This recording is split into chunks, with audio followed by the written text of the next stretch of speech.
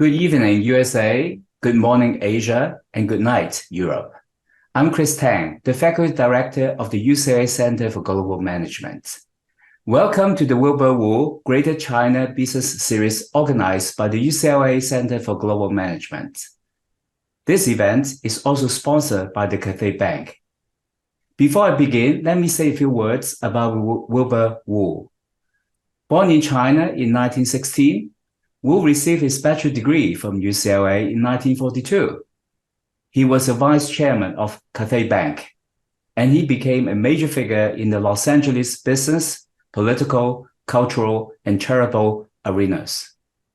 As a way to express his gratitude to UCLA, Wilbur and his wife Beth endowed this speaker series 20 years ago. Today, the Wu family's goal for this speaker series was, and still is, to facilitate dialogue, promote understanding, and strengthen the important ties between the Greater China region and the United States. We're grateful to the Wu family for their continued support. Over the next hour, I shall discuss with our distinguished guests about their insights about a fundamental question. Is China still investable? Before I introduce our guests, let me say a few words about today's topic. After 40 years of double-digit growth, China's growth engine is slowing down. In September, Reuters reported that China's economy is projected to grow by around 5% in 2023. Now, while the economy is still growing at higher rates than the US, UK, and the EU, but there are concerns.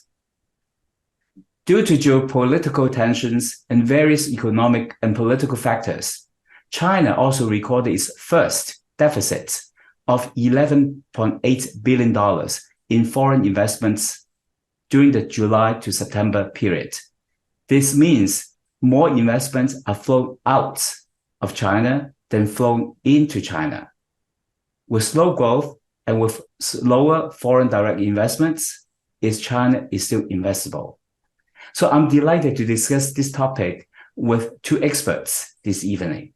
Let me do the honor to introduce them. First, it is my pleasure to introduce Rob Luna. Rob is the CEO of the Real Talk Capital. Rob has more than 20 years of experience as a derivatives trader, proprietary trader, and risk analyst before launching his firm, SureVest. His firm, SureVest, focus on managing private investment portfolios for high net worth individuals, including entrepreneurs and senior executives. Rob speaks regularly on Fox Business, CNBC, and other financial networks. His opinion has been featured in Barron's and the Wall Street Journal. Among his many great achievements, Rob has two achievements that warm my heart. First, Rob has just published his book, Close Your Wealth Gap, and he's became the Amazon bestseller. His book helps people to improve their financial literacy and help them to buy and sell assets to meet their individual needs. Second, he's also one of our proud UCLA alumni in the UCLA and US Executive MBA program. Thank you for having you to join us. Next, it gives me joy to introduce Andy Rothman.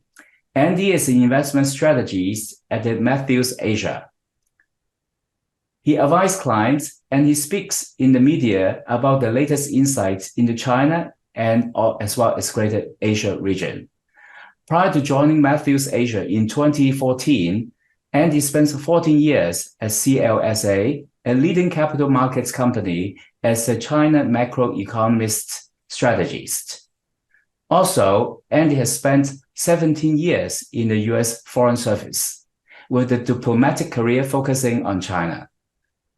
He also received his master's degree in public administration from the Lyndon B. Johnson School of Public Affairs at UT Austin. Rob and Andy, welcome. So let me first start with take a quick poll from both of you. As we know that in late August, when the Commerce Secretary visited Beijing, And she talked to many US companies, including the American Chamber of Commerce. And then she reported to the top leaders in China, raising her concern on behalf of the US companies that China may be no longer investable. So in your opinion, I want to take a quick quote. Do you agree with the statement? Yes or no for now, and then I follow up on your response. Andy, start with you first. Great. Thanks, Chris. Great to be here. I appreciate the opportunity to join you today.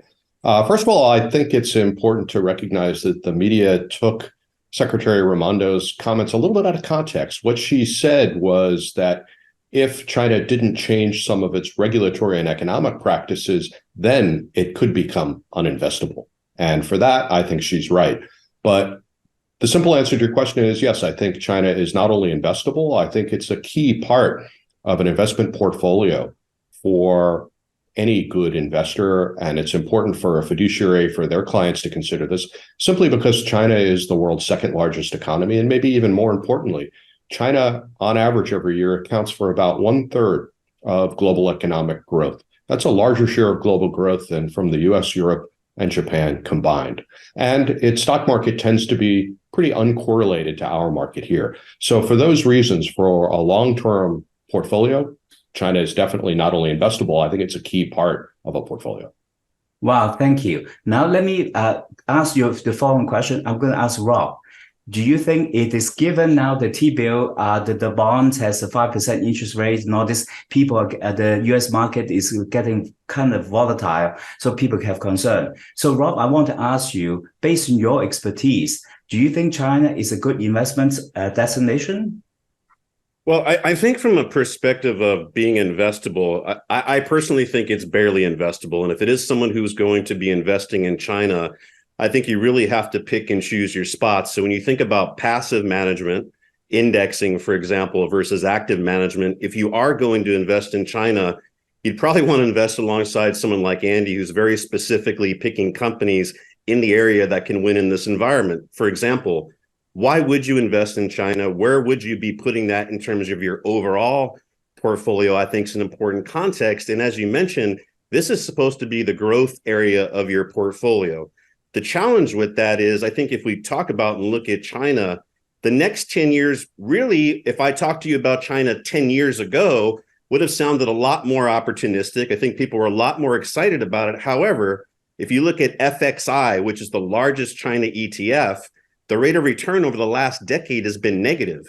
If you compare that to QQQ, an index of some of the bigger technology companies here in the US, you've done 17% compounded rate of return.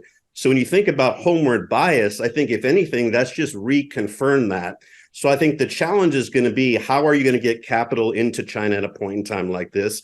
I do agree with Andy's point. I don't think you want to ignore it, but there are also, remember, ways to play China without directly going into China. When you think of companies like Tesla, like Apple, over 40% of the US S&P index now comes from overseas. So I think investors are becoming more aware of different opportunities to play China. And from my perspective, when you think about allocating risk capital, I do think there are better places to put your assets right now than China. Thank you, Rob. Now, let me go back to Andy's point. He's supportive of the China investment. Now, I think Rob says a good point. I think that maybe 10 years or 20 years ago, no matter which stock you pick in China, you have a pretty good return because the growth, it was there. But now, even you look at the NASDAQ, the Dragon Index, which track the high-tech companies in China, and since 2021 has fallen by 70%. So people are getting nervous now. So that means, as Rob pointed out, that maybe now you need to have more expertise, maybe to invest more wisely. So now, Andy, I want to ask you, you said it's still investable, it's a good long-term strategy. Now, assuming someone believes in a long-term strategy, believes in China's long-term strategy, where would that be? Because before, China has a whole great promises, 1.4 billion consumers, low labor costs, and favorable policies. But these three assumptions are being put into questions. So now the consumers or investors are getting a little bit nervous, if you will. So I would like to ask you, how should we wrestle with these issues? Great, thanks. So let's break that down into a couple of components. One is to acknowledge that over the last 3 years, performance from the Chinese equity markets has been poor, especially when compared to our markets here. No question. Over a 10-year period, it's a different story. And I think that investors who are looking for a long-term portfolio construction just need to keep in mind that short-term volatility is always going to be there, especially in emerging markets. But if you have concerns about where the U.S. economy is going, where the U.S. market might be going over the next couple of years, being diversified a bit is probably a good strategy. The other point I'd make is that while China may sound less exciting today, mature economies tend to have more mature and balanced and steady markets. For example, if we look at Korea, the days when GDP growth was close to double digit, the stock market performance was not nearly as good as it's been in more recent years when GDP growth is more around the level of developed OECD countries. And I think what we're seeing in China today is a maturing process. And part of that process is running into problems. So yeah, there are issues out there like demographics trends, like the fact that the property market has matured and is slowing down. Cost of labor has gone up considerably. All of these things add up to a China that is never going to grow at double-digit rates again. It's never even going to grow probably at 6% again. But let's also remember the base effect. GDP growth rates are on a base of the previous year. And so if you look at China today, for example, 5% GDP growth is generating an incremental expansion in the size of China's GDP that's just as big as it was 10 years ago at 8%. And so the opportunity is still there because remember, as investors, we're not investing in China. We're investing in a limited number of Chinese companies that we think have good progress, are fairly valued, and also value minority shareholders.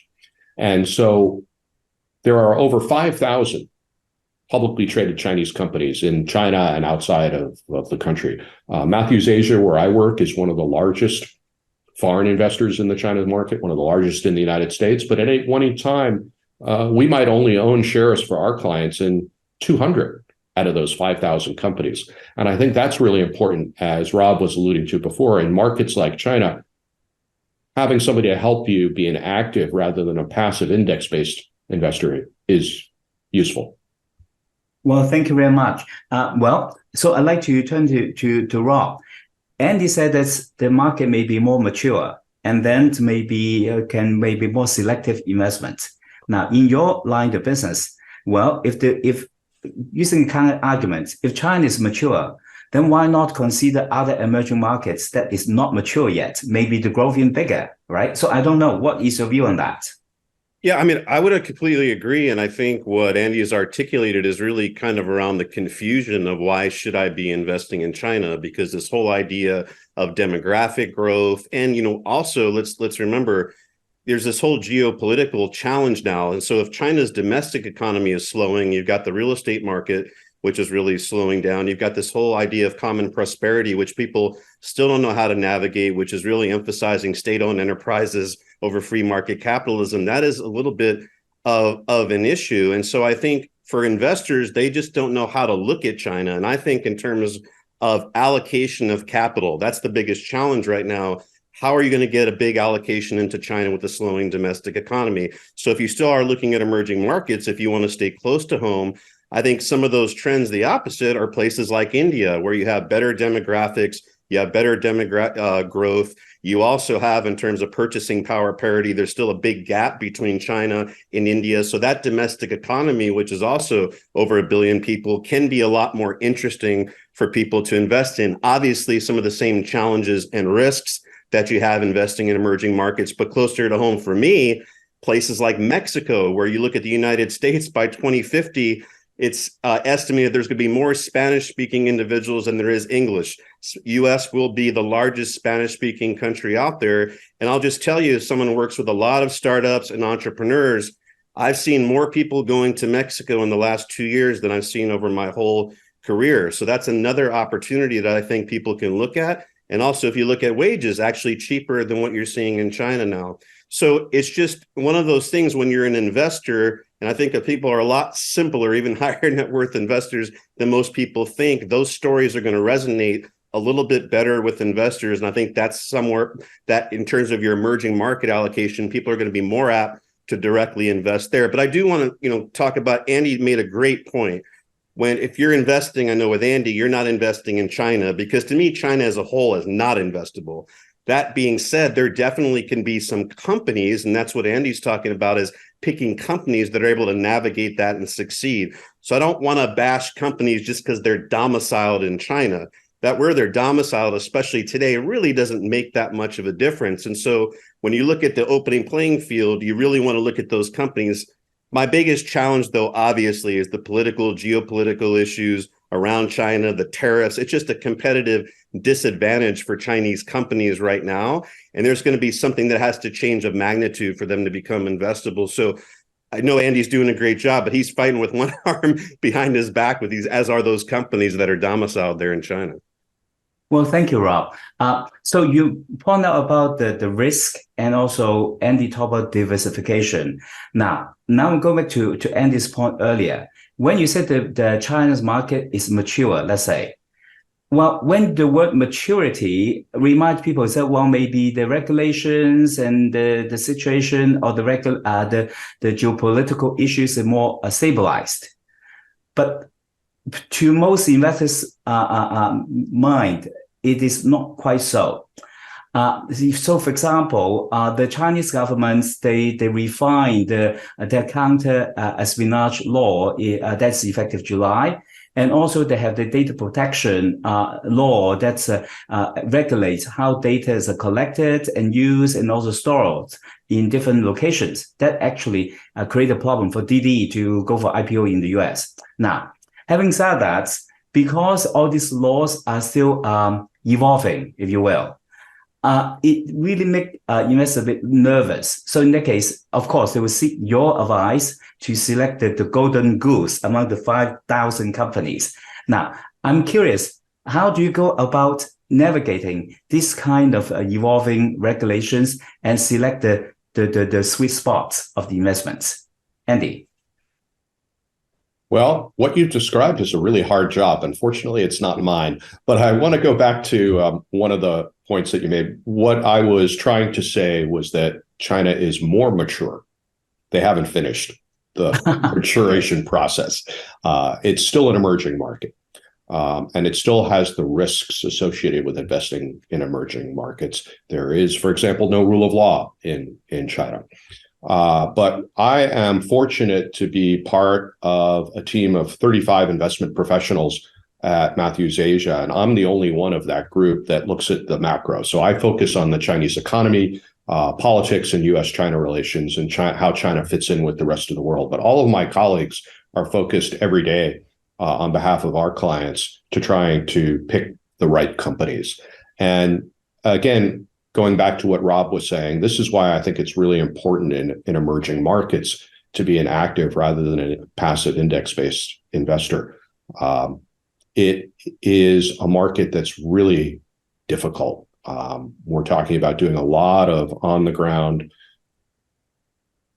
checking on companies, talking to management, talking to employees, talking to suppliers, customers, competitors, bankers, and trying to really understand the environment that they work in, and also understanding whether this is a company that really cares about minority investors. So this is why we're only talking about investing in roughly 4% of the listed universe.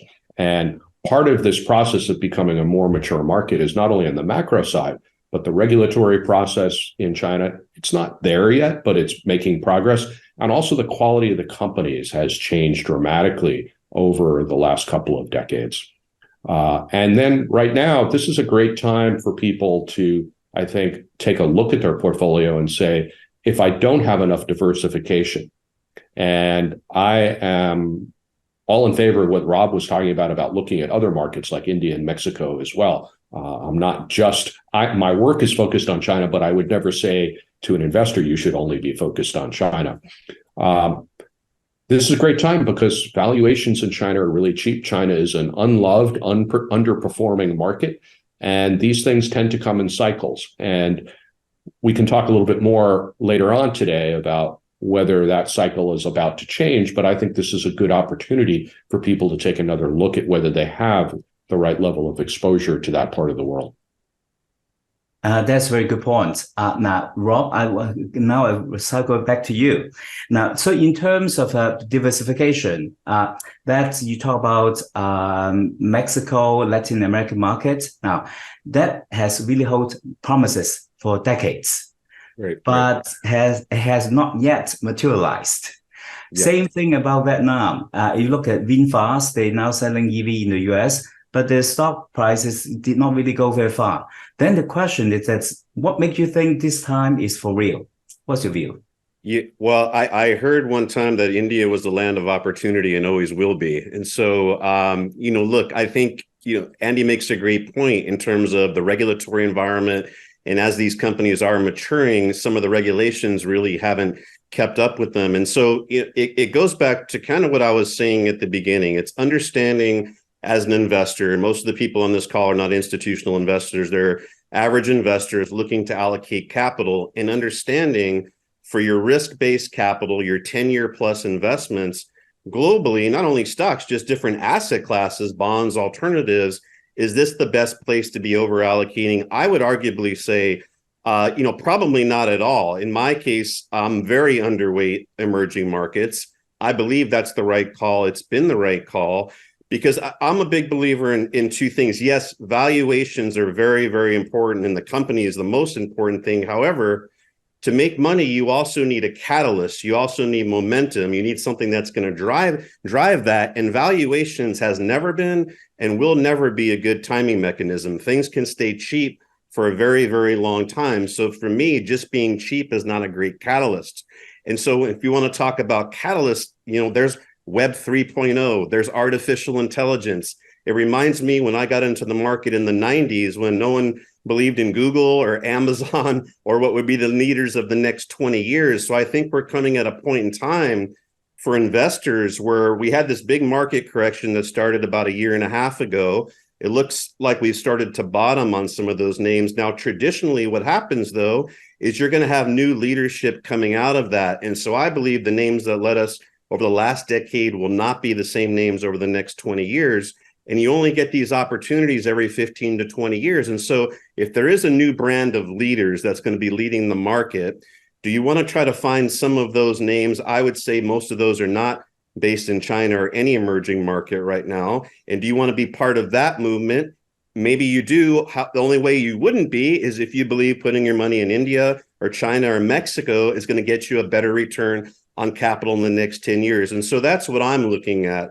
And when I compare those two things, for me, it's a pretty simple no, not to allocate to emerging markets, to look at some of these leaders over the next 10 to 20 years. Well, Rob, that is a very good advice in terms of what is the momentum, what is the next big thing. Now, so I think that's let's take a step back to look at some of the traditional markets, all right, sectors. So for decades, the property markets sectors in China, they were booming because the Chinese government actually also want to support the growth, and it has been very successful. But then now there is two countervailing forces. One is the population is declining. Second is also the lending policy has been tightened up. Now, Andy, I want to ask you, HSBC announced that they think that the property markets has bottomed out. Then the price is very low right now. So first question, do you think that it's time to re-examine the property markets one more time, or as look at other sectors? So if you think about in terms of looking at the macro level in China, which sector is more promising in your opinion?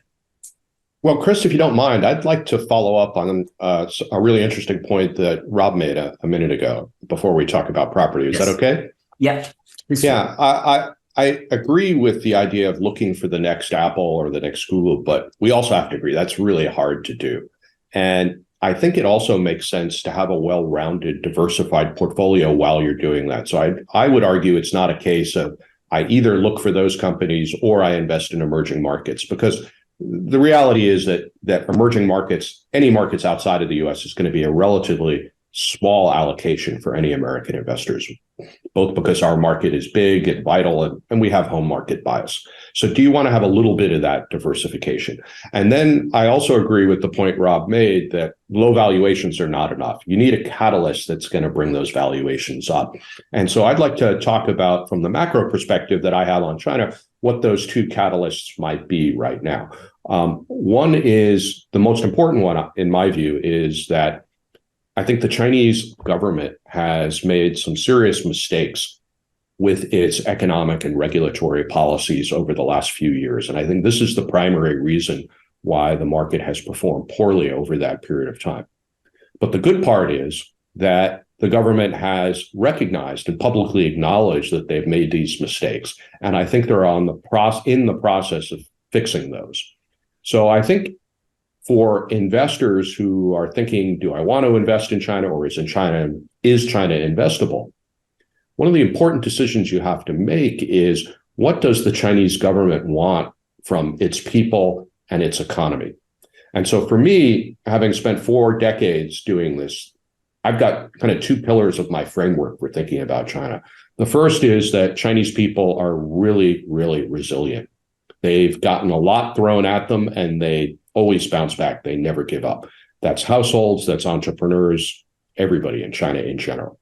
The second pillar is that the Chinese government has understood over the last 3 decades that when it's had a pragmatic approach to the economy, it's been successful.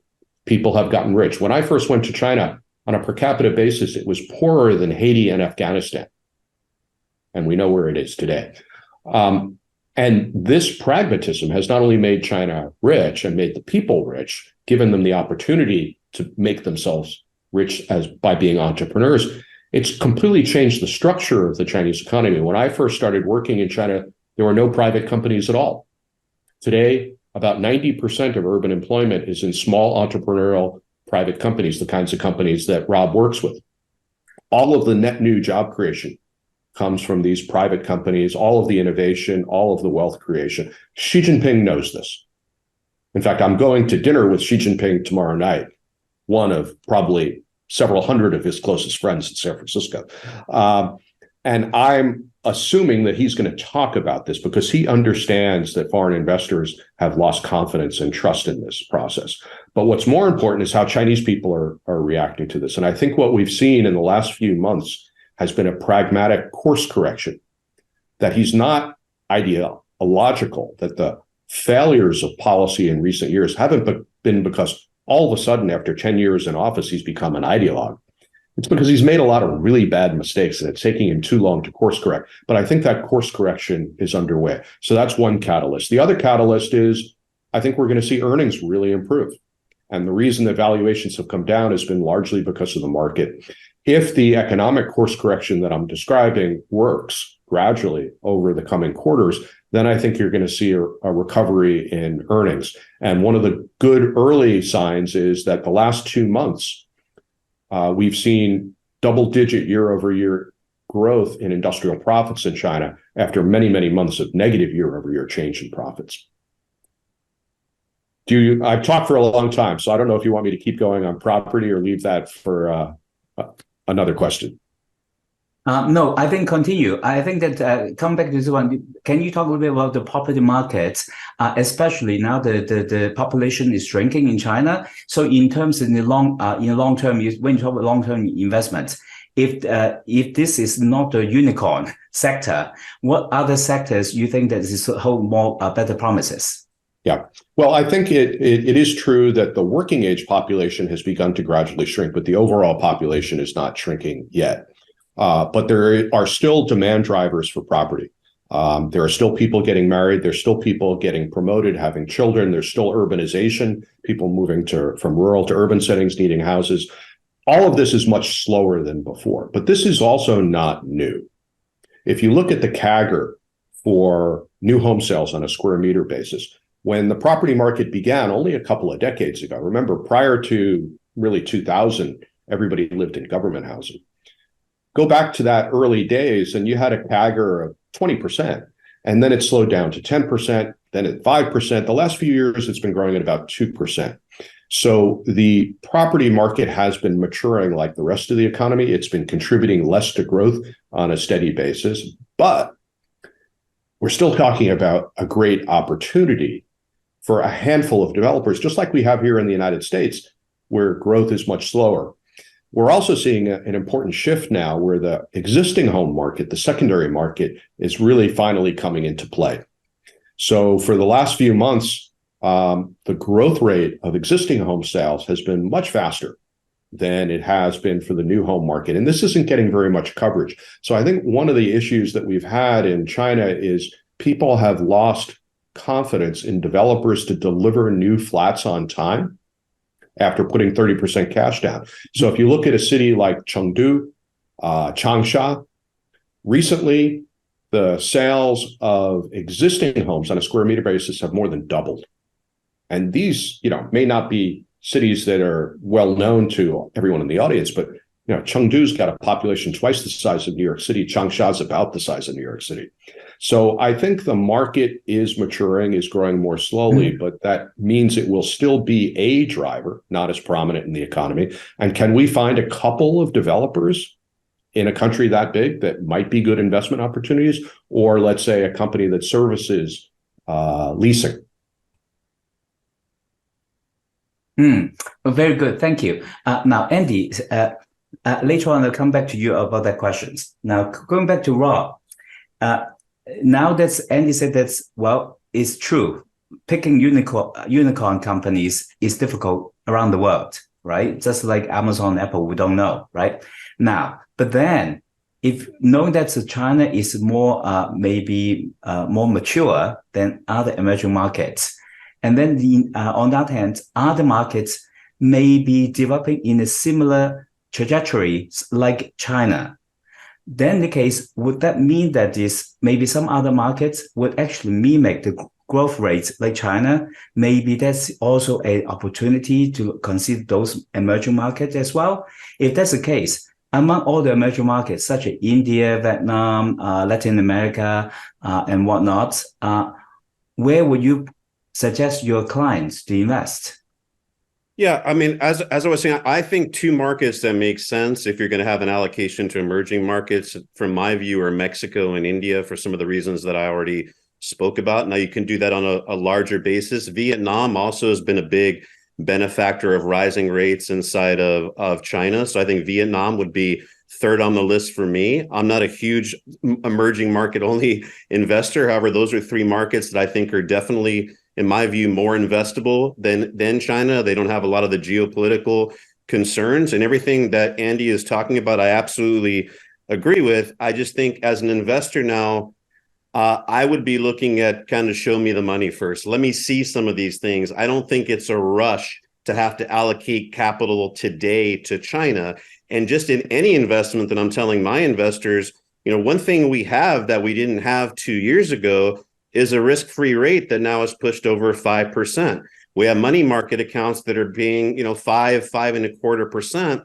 So what does that mean as an investor? It gives you optionality. And that's one of the other challenges, is there's a lot more options of not, is it just what area do I put stocks in, but bonds are a lot more attractive than they were before. Private investments are a lot more attractive than they were before, because some of those have been decimated with the inability to get capital in a rising rate environment. So I guess what I'm talking about is more of a perspective of any investor now has multiple options and multiple opportunities. And so I think as that has happened, it makes the case, unfortunately, for investing in China even more difficult, because investors have more options. So I would say China, India, Mexico, and Vietnam would be my top three emerging market picks. I'll also point back to Andy's point, and he said something that was very true. Everybody wants to pick the next Apple. They want to pick the next Amazon. It's very difficult to do that.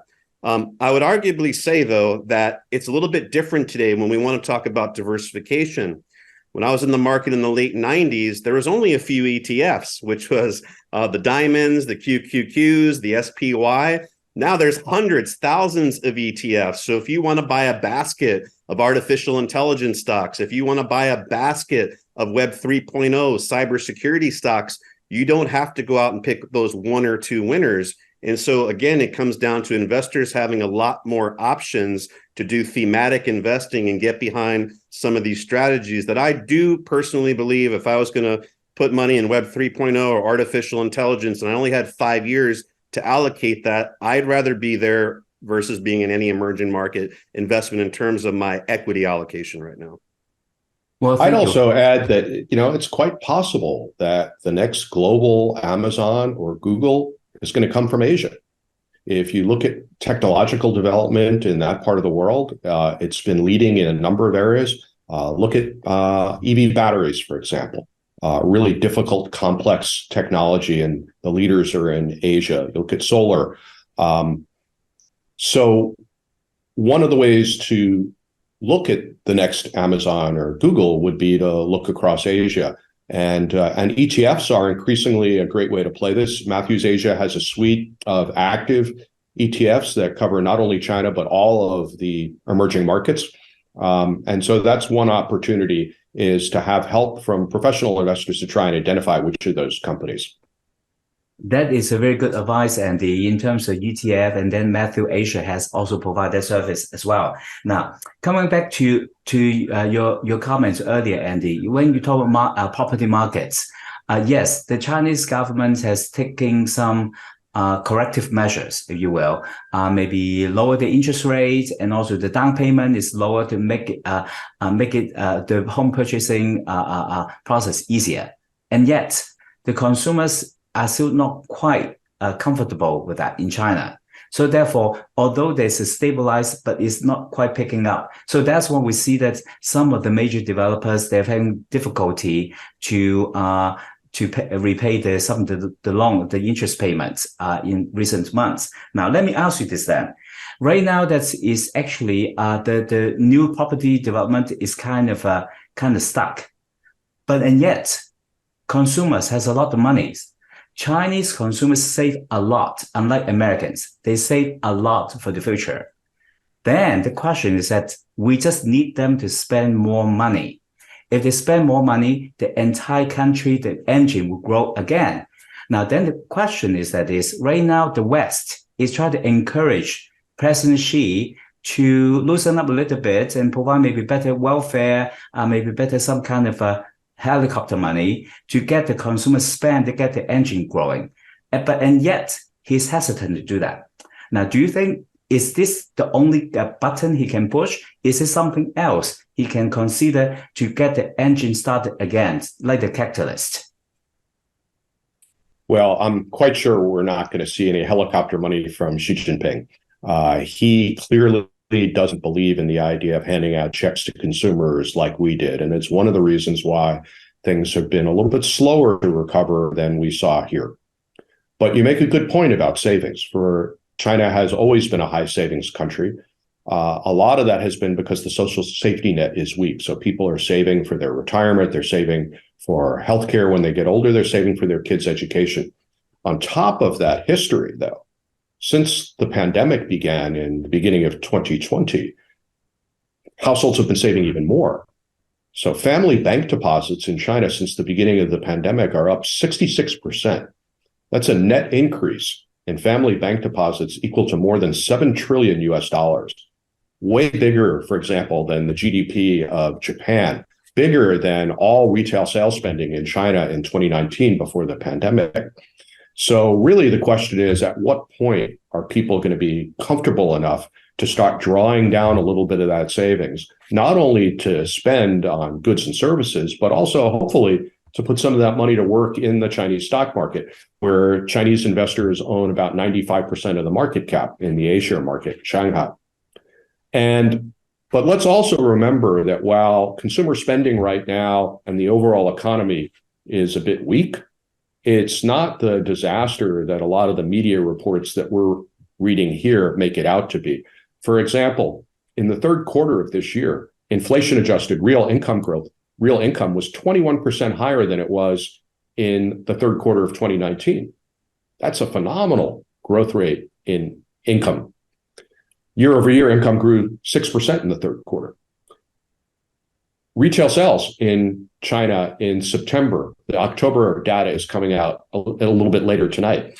In September was 14% higher than it was in September of 2019. Manufacturing value added was 21% higher in September than 2019. September power consumption was up 27% over that time. So yeah, the economy has slowed down and it hasn't really recovered fully from the effects of COVID yet and the mistakes that the government made in economic and regulatory policies, but it's also not on the verge of collapse. This one I fully agree. China is the second largest economy, and also the people, they do have the money. And actually, that's in terms, it's not going to collapse. It's not going to collapse like the Japan in terms of stagnation for decades. Now, then the question is coming back to your point earlier, Andy, in terms of location. When you talk about Chengdu and Changsha, these are the tier 2 cities. Now, I think a lot of foreign investors, they will focus on the tier 1 cities like Shanghai, Shenzhen, and all this. Those are mature markets. In terms, the return is quite low. Now, I think the Chinese government actually also want to develop these tier 2 or tier 3 cities such that it's more affordable living, and also labor costs are so cheaper. And also on top of it, they have an infrastructure to actually support this kind of manufacturing and also other service sectors. So that means that instead of focusing on the traditional sectors in the traditional cities, maybe there are other opportunities in other cities that will be upcoming as well. So now, having said that, besides properties, there's still other sectors that support the property markets as well, that including hospitality, services, healthcare, and even in terms of technology. How do you see that kind of development in China in the future? Well, you make a good point about not overlooking cities out of the tier 1, Shanghai, Beijing, Shenzhen, Guangzhou, which are only about 5% of the total population of China. China has, I think, about 150 cities that have 1 million or more population. It's just phenomenal. In terms of sectors, my view is that we just need to focus primarily on the Chinese consumer. A lot of people don't realize how much the Chinese economy has restructured and rebalanced over the last decade. And coincidentally, that coincides with Xi Jinping's first 10 years in office. For 11 years now, the tertiary part of Chinese GDP, that's the services part, has been the biggest part. Consumption is what drives growth and job creation. Since Xi Jinping took office 10 years ago, services have been the number 1 job creator in China, not manufacturing. Manufacturing has been shrinking for about 10 years, like it has been shrinking for more than 50 years as a share of total employment in the United States.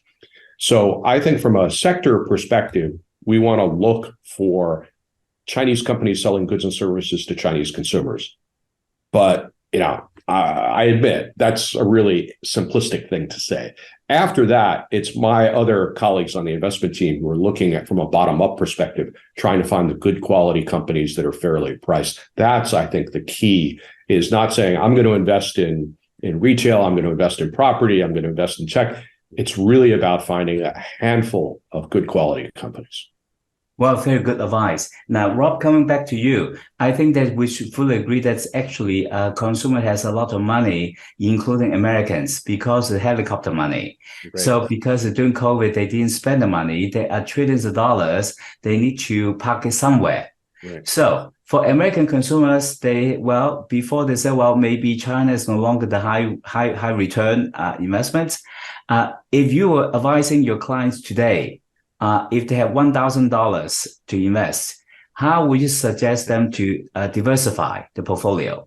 That's a great question. It's probably a little bit longer of an answer than I can answer here, because it would be percentages, whether it's 1,000 or 1 million, it would probably be the same way. So it would be a broad, widely diversified portfolio of different asset classes. But I want to also hit on one thing that Andy has said about the Chinese consumer, which I think is really important. I'm a lot more bullish or optimistic on the Chinese consumer than I am the Chinese stock market. And so I think for all the reasons that Andy said. When you think about luxury companies, for example, like Richemont, like LVMH, they're widely dependent on that consumer that Andy is talking about. So that is one indirect play to pay that consumer. Also, when you think about the real estate market in China, it currently makes up about 70% of the household wealth. And now for a lot of reasons, like a very strict COVID policy, restrictions on sending money outside of the country, if you look at real estate markets like Los Angeles, some of them slowed down, not as much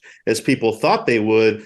But I believe that a lot of these higher net worth Chinese people will be redeploying capital back outside of the country, diversifying some of their own money. The key is, I think, what Andy said is, I believe services, if you're going to talk about a sector, because not everything could be exported from these wealthy people outside of China, if you could identify those 1, 2, 3 handful of companies that are going to capture that, that really emphasizes why it is so important to do individual company selection inside of China, because that's going to require boots on the ground research, a macro understanding like Andy was talking about, and then that micro bottoms up, meaning understanding the company and their ability to capture that. Because if you don't do that, I think it's going to be dead money. So going back to the $1,000 question, well, I mean, obviously everybody has different time horizons, different objectives. I would say some of the greatest opportunity, I believe, though, are in some of those industry sectors that I talked about: artificial intelligence, Web 3.0. I think one sector we can all agree on is cybersecurity. Everything is going to the cloud. Everything needs to be security. You look at companies like Palo Alto Networks, CrowdStrike, for example. These are companies that weren't around, no one knew of a decade ago. Everyone kind of knows those names today. That's a sector that I think you want to be investing in. But if you are someone, going back what Andy was saying, looking at your overall asset allocation, if you were underweight bonds and you're somebody who should have some allocation to bonds, now's the time to look at that. Because I think if you look at today, CPI numbers coming out of the US, I think we're getting closer, at least to the end of rate hikes in terms of the Fed starting to cut rates. I don't think that's going to probably happen, at least with an election coming up, until after that, barring some catastrophe to the U.S. economy. However, if you're looking to lock in some duration, yields 5.5%, 6%, 7%, those were 2%, 3% not long ago. So again, re-examining where are you at? What are your goals and objectives as an investor? What are some of the things you avoided in terms of sectors? Don't miss out on some of those things. And then I'll throw just one alternative asset class out there, is I think it's becoming more widely available through different vehicles. Private investments in U.S. companies. I'm looking at some of these ROIs, 25, 30% of some really boring businesses that are out there. You have an aging population in the U.S. A lot of people are selling these businesses. So if you are someone that is looking at private equity, I think that's another asset class, if you are positioned to do so, that people should be looking to take advantage of, is small, private businesses in the U.S. Well, I fully agree, Rob. In terms of AI, we fully agree. But I think that's, given the geopolitical situation right now, it's not easy for Americans to invest in AI companies in China. Now, right. Having said that, so now I'm going to open to the floor for the questions. So some question coming in from our audience. Let me start with the first one. I think that is related to technology sector. This is really technology industry. So right now there is a technology war between United States and China over AI and some other developments. Then the question is when Andy pointed out in terms of the next unicorn would be like in terms of innovative companies before like Tencent or Alibaba provide a lot of potentials. But right now, in recent situations, it will get a little bit more complicated. So, Andy, I want to ask you this then. For this kind of technology company in China, we can still invest, even in the US and NASDAQ. But then the question is it still safe investments as of now, in your opinion? Well, I guess I'd start by saying I don't think that China and the United States are in a technology war. I think they're in a very competitive competition. Okay. And I think that the Biden administration has been recalibrating its approach to this a little bit lately. So, for example, we saw them publish just recently some new regulations in an executive order, which will have put restrictions in place for the private equity and venture capital industry here in terms of what kinds of firms they can invest in. And the limitations on investing in AI and biotech, in supercomputers, was narrowed considerably from where they started. So I think there's a recognition that the administration needs to be more narrowly focused on national security, not trying to handicap the technology industry in China in general. And I hope there's also a recognition that if you're going to back Chinese technologists, scientists, engineers into a corner, all you're going to do is accelerate their development of their home businesses, which is not necessarily in our strategic interest either. So I think it's complicated now for sure, but if you use an advisor like my company, not to promote my own business, but I will since I'm here, we are really careful to follow all of the laws and regulations put out by the U.S. government on what we can invest in China and in the rest of the region. And so there still are ways to do this. Do you want to be at the cutting edge where you're at the risk of the Biden administration or another administration raising the bar and having an impact on your investment? Probably not. But I would also argue that there's a tremendous amount of innovation coming out of Chinese companies that are not necessarily at the scientific cutting edge. And to go back to what Rob was talking about before about a new Apple or a new Google, I mean, Apple didn't actually invent, say, the iPod technology, but they commercialized it in a brilliant way. They didn't invent the computer, but they commercialized that in a brilliant way. And so I think for an investor looking at the next tech leader in Asia, that's one way to think about it. Well, thank you. So I want to acknowledge the question asked earlier was from Marjan Ramasani from the Exec MBA program, class 25. Now moving on to the next question. This is from MM. I don't know who that is, but the question is that as we know, Rob, I think that you can help us to sort out this question. When you invest in some companies, including some Chinese companies, you're not really investing in the company per se.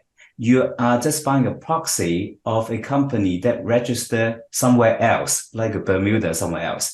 Right. Then when the regulations is kind of evolving in countries such as China, so what would you tell your investors when they're not exactly investing in the company? Is that considered too risky? Well, I think he might be referring, or she might be referring to a company such as Alibaba, where they have a special structure and everything that they've alluded to is true. And I think that kind of goes back again. I hate to keep promoting Andy and his business, but I think they're investing directly in companies in China. And so I think when you're trying to get these ADRs or these special vehicles to be able to have access to these companies, again, a proxy is probably not the best way to do that. So I would say that is true. There's a lot of due diligence. I do not personally, because of the lack of transparency, without having the boots on the ground, the team that Andy does, invest directly in Chinese companies. I would be investing through someone like Andy to get that access and allocation. So that's why I think a lot of times you could have a company that does really well, but you don't see that within the ADR or the structure that's set up. You're not getting 100% of that. There could be a lot of slippage there. So I would avoid those scenarios where you're not buying the actual company personally. Right, thank you. Now, Andy, I want to ask you about the same question too. So the clients is, well, I'm not exactly buying a share, buying a proxy. I know that your company, they do due diligence, but then what would you tell the clients to give them some form of comfort? Well, a lot of the Chinese companies that we're investing in, as Rob mentioned, are not participating in that kind of structure. They're listed in Shanghai, for example, where you are buying directly into the company as you would here. But I would also say that I wouldn't throw out the opportunity to invest in ADRs, American Depository Receipt companies, that use a VIE structure. There are legal questions that nobody can answer about the VIE structure, but that structure has been around and has been supported by the Chinese government for many, many years. So all of this is about evaluating risks versus the opportunities. What is the risk that suddenly the Chinese government is going to abandon or void the VIE structure? I think that's a really, really low risk right now. And then I would also add that, as investors, what we want to do is we don't want to go invest in any company that is going to leave us fighting in court. So we're going to make a decision in general about how we know the management, how we know the regulatory structure. And while it is true that the VIE structure for someone like an ADR investing in New York is a little bit more risky, I don't think that's an enormous risk right now.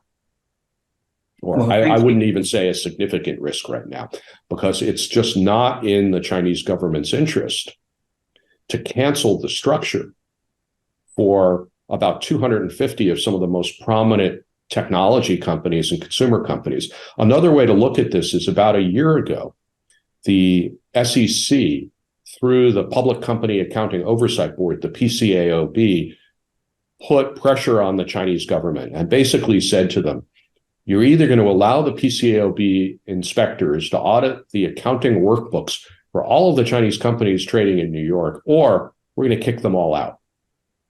And the Chinese government decided late last year that it did not want to decouple from the U.S. financial system. If Xi Jinping was going to say, I'm going to void the VIE structure, that would have been a time where he might have done that.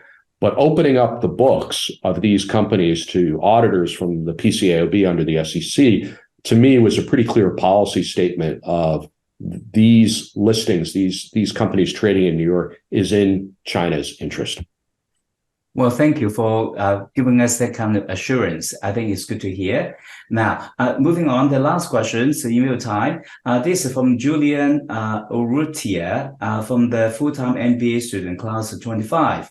The question is that given that there is a different economic outlooks in terms of projection between China and Mexico, but actually I also want to clarify that the relationship between China and Mexico is actually intertwined because of USMCA arrangements. So the lot of components or parts actually shipping from China to Mexico and then reassembled it and shipped it to US to avoid tariffs.